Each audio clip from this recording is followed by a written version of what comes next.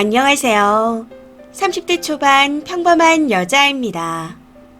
남자친구와는 2년 정도 만났고 만나는 기간 동안 투닥거리긴 했었지만 큰 소리 내며 싸운 적 한 번 없이 잘 지내왔습니다.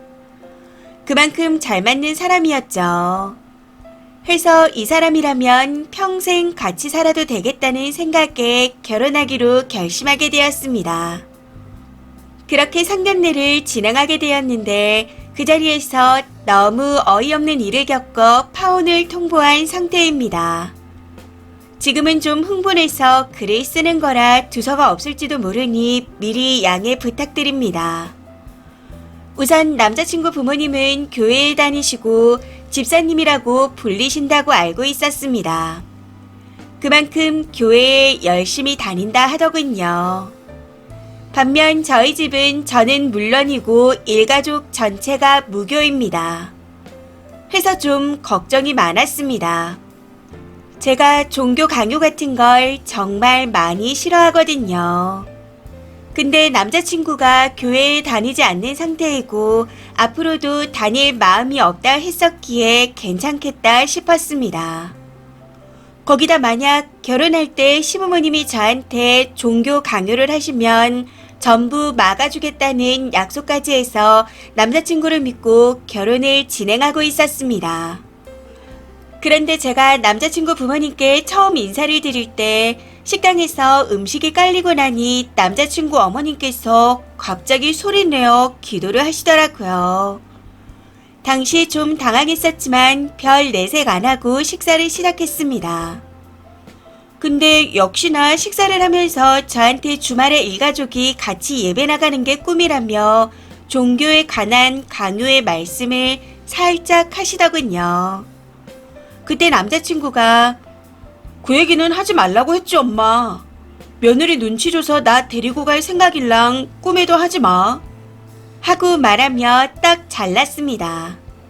그런데 거기서 어머님이 저한테 땡땡이는 어떻게 생각하니?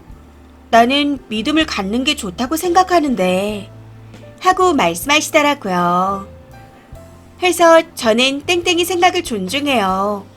또 저희 집은 다 무교예요 어머님. 라고 하며 남자친구 의견에 동의한다 답했습니다.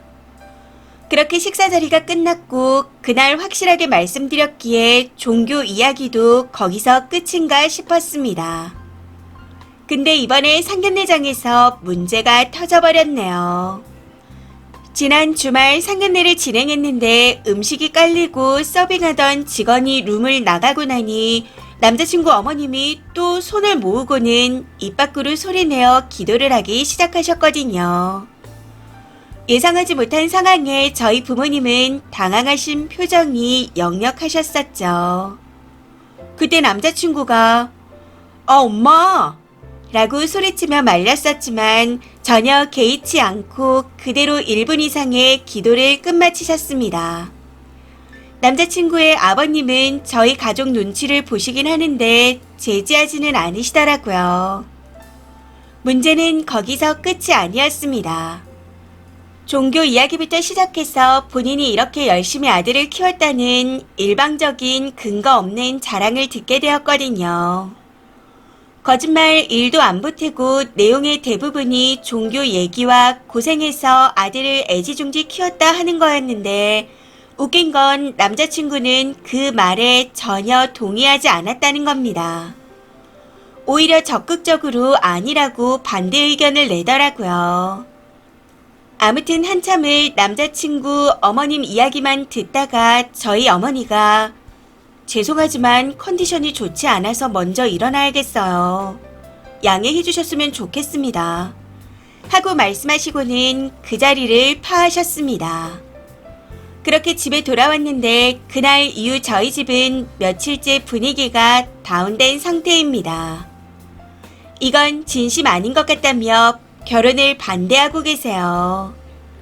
부모님이 계신 상견례 자리에서도 그러는데 결혼하면 종교 강요든 뭐든 더 심해질 것 같다 하시면서요.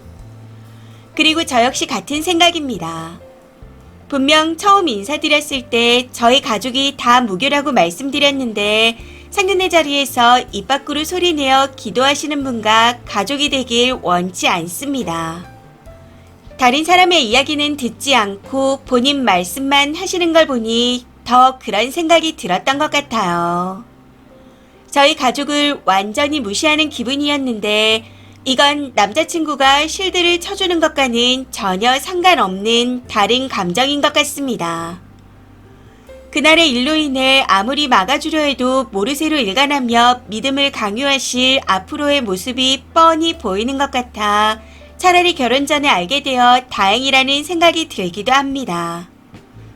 남자친구는 파혼을 요구하는 제 마음을 이해하는 한편 본인이 실드를 쳐줄 건데 파혼하겠다는 제가 이해되지 않는다고도 합니다.